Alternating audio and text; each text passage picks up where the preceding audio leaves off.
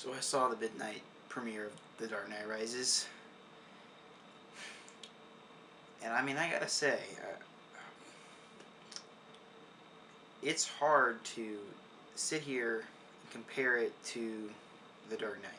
Everybody's trying to compare it, but it's really hard to compare these two films. And I mean, I don't want to go into a lot of detail and spoil the film here. I might make a spoiler discussion later on in the week after some of you guys may have seen the film.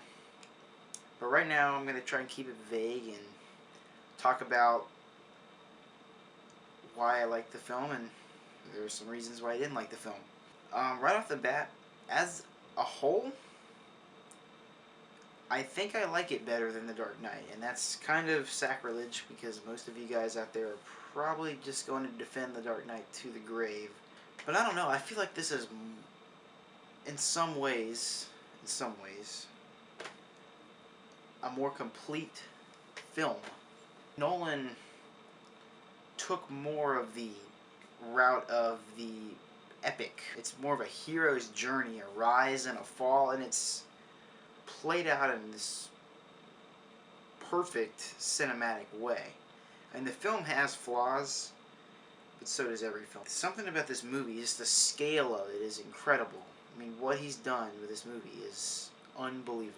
And I mean, I'm not riding off the hype. Most of you guys who watch my reviews, and that's not a lot of you, but those of you who do watch the reviews know I don't normally ride off of hype. And I was excited to see this movie. I've been anticipating this for a long time. Ever since The Dark Knight came out, I knew the sequel had to live up to it somehow.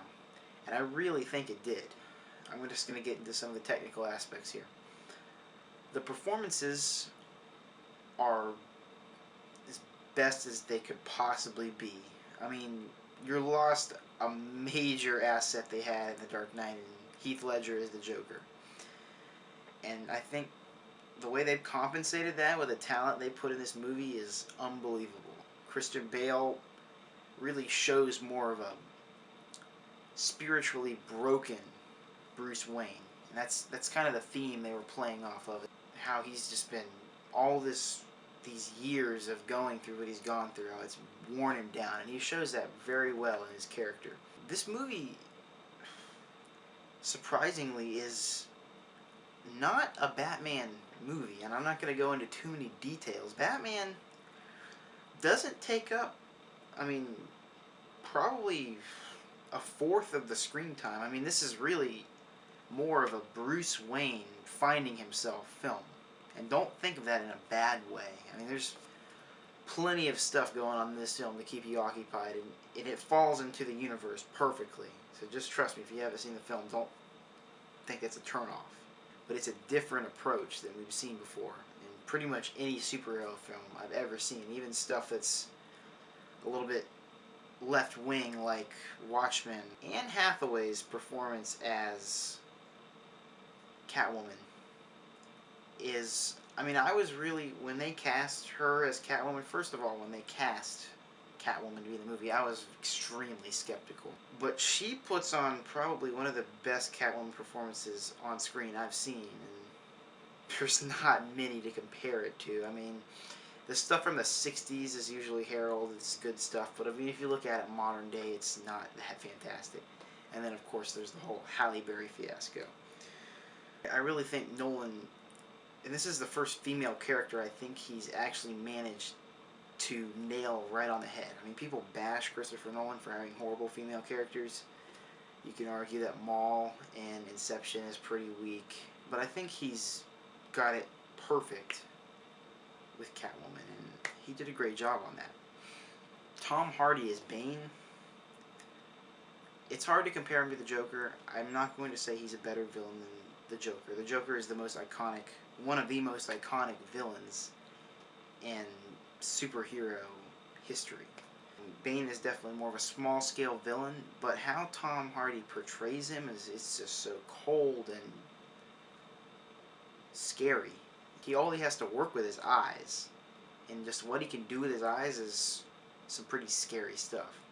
Now, my big gripe with Bane is the voice. I feel like it's just too generated. I know he's talking through this mask, but it just feels way too generated, like it's dubbed in with a mic almost. And of course that's how they did it, but I don't like how that's done. Michael Caine as Alfred, I think he's usually the emotional side.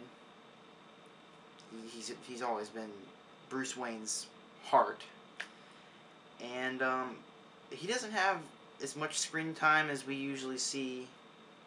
But the time that he's on screen, he has an incredible performance as Alfred. Probably the best we've seen so far. One of my favorite Michael Caine performances, definitely. Morgan Freeman is Lucius Fox. He does a spot-on job. I mean, they give him definitely more of a role in this film than they usually do. And I think he performs well. I mean, he's Morgan Freeman. He knows what he's doing. He's been around the block more than once, and he did a great job. And a character in the film that I just completely forgot in the first take of this, and it's so important that I actually pulled the camera back out and stuck it on the tripod here. It's 5 a.m. in the morning. I'm editing this video. I'm about exhausted, but I need to mention this. Joseph Gordon-Levitt as John Blake, who's a newly appointed detective by Jim Gordon. He does a great job, and the character has a lot of backstory, and it's really cool, and I think Levitt does a great job with it. Now, as far as the plot arc of the movie, I think it's perfect. I think that the acts flow together, they click together perfect, and the climax of the film, I'm not going to give anything away. I really don't want to give anything away here, so I don't want to go into detail, but I really feel like it clicks together perfectly. So I don't want to take too much more of your time. I'm going to create a spoiler review to discuss more of the plot details later on in the week. I'm going to see the film again so I can really grasp what it is, but I've got to tell you guys, it's worth full price. It's worth, I mean, anything you could pay to go see it. It's totally worth it. If you like The Dark Knight, you may love this even more. I did. So,